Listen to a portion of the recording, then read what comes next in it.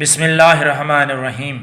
ایک حجازی شخص کہتا ہے، ایک دن میں مدینہ کے کوچہ میں سے گزر رہا تھا کہ جناب جابر ابن عبداللہ انصاری سے ملاقات ہو گئی، جن کے ہاتھ کو کمزوری نظر کی وجہ سے غلام نے پکڑا ہوا تھا، لیکن جناب جابر بہت روتے جا رہے تھے۔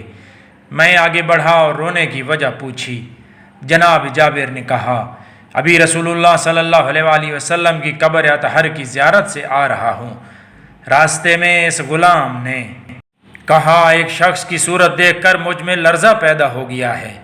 میں نے غلام سے پوچھا، یہ شخص کیسی صورت کا ہے؟ غلام نے کہا، یہ شخص ایک گدھا ہے جس کا چہرہ تار کول کی طرح سیاہ ہے، بالوں کو گویا آگ لگی ہوئی ہے، آنکھیں سرخ اور پھٹی ہوئی ہیں اور ہاتھ خشک شدہ ہیں۔ جناب جابر نے غلام سے کہا، جاؤ اس شخص کو بلا لاؤ۔ غلام گیا اور بلا کر لایا۔ جب بازار سے نکل گئے تو تنہائی میں حضرت جابر نے پوچھا، تو کون ہے اور کہاں سے آیا ہے اور اس قدر بد صورت کیوں ہو گیا ہے؟ اس شخص نے کہا، اے جابر، میں تمہیں پہچانتا ہوں کہ رسول پاک کے خاص صحابہ میں سے ہیں، اور آپ مجھے بھی پہچانتے ہیں کہ میں بریدہ بن وابل ہوں، جو امام حسین علیہ السلام کے قافلہ کا ساربان تھا۔ ابھی یہ کلام اس کے منہ میں تھی کہ بہت رویا۔ جناب جابر بھی امام حسین علیہ السلام کا نام سنا تو بہت روئے۔ پھر اس بدبخت نے کہا، کربلا کے سفر میں امام حسین علیہ السلام مجھ پر بہت مہربانی فرماتے۔ ایک منزل پر تجدید وضو کے لیے امام حسین اپنے شلوار قمیض کو اوپر کیا تو میری نظر سنہری آزار بند پر پڑی، جو شاہ ایران نے اپنی بیٹی حضرت بی بی شہر بانو کو بطور ہدیہ دیا تھا، اور اس آزار بند میں جواہر پروئے ہوئے تھے اور بہت قیمتی تھا۔ میرے دل میں یہ آزار بند لینے کی خواہش پیدا ہو گئی۔ حضرت امام علی مقام سے مانگنے کا ارادہ کرتا، لیکن امام علیہ السلام کی پرنور شخصیت دیکھ کر خاموش ہو جاتا۔ انتظار میں تھا کہ امام کا آزار بند چوری کر لوں، لیکن چوری کرنے کا موقع بھی نہ ملا اور قافلہ کربلا پہنچ گیا۔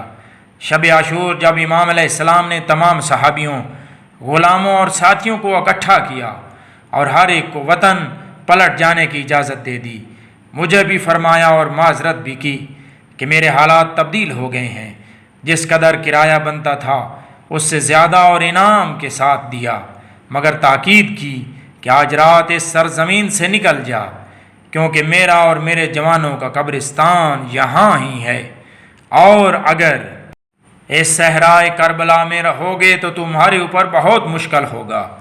میں آگے بڑھا اور امام علیہ السلام کے دونوں ہاتھوں پر بوسہ دیا اور اپنا کرایہ اور انعام وصول کیا۔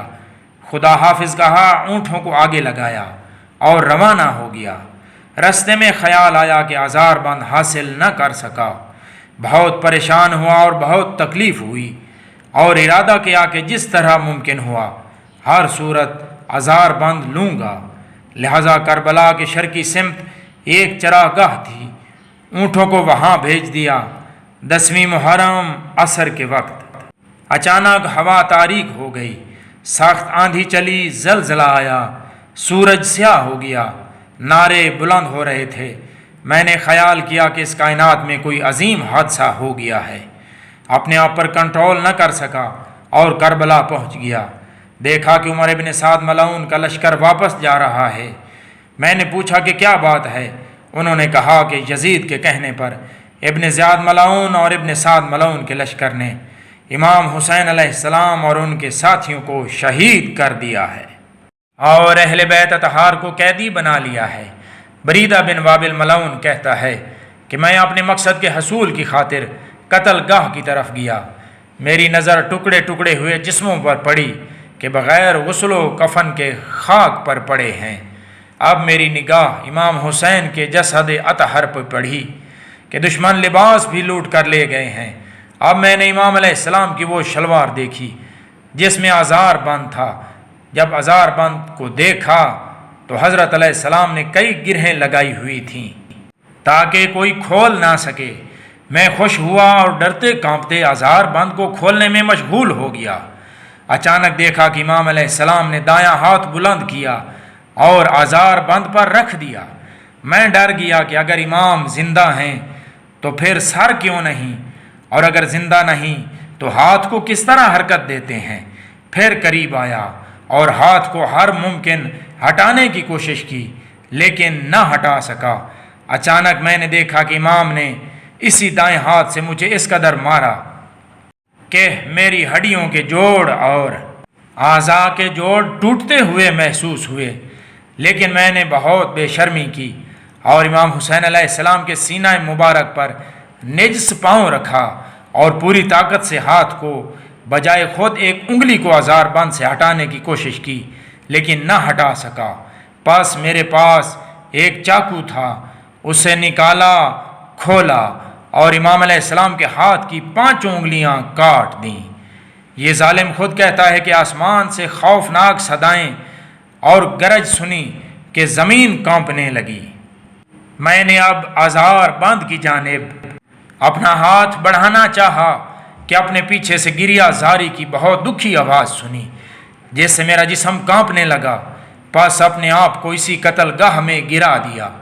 اچانک دیکھا کہ پیغمبر خدا صلی اللہ علیہ وآلہ وسلم، حضرت علی المرتضیٰ، حضرت فاطمہ زہرا اور حضرت حسن مجتبی علیہ السلام اور دیگر بزرگان کو نہیں جانتا تھا، آئے اور امام علیہ السلام پر گریہ شروع کر دیا۔ رسول اللہ صلی اللہ علیہ وآلہ وسلم نے فرمایا، یا ابن رسول اللہ، ہم پر یہ بہت گراں ہے کہ ہم دیکھ رہے ہیں اور آپ کی لاش کو پامال کیا جا رہا ہے۔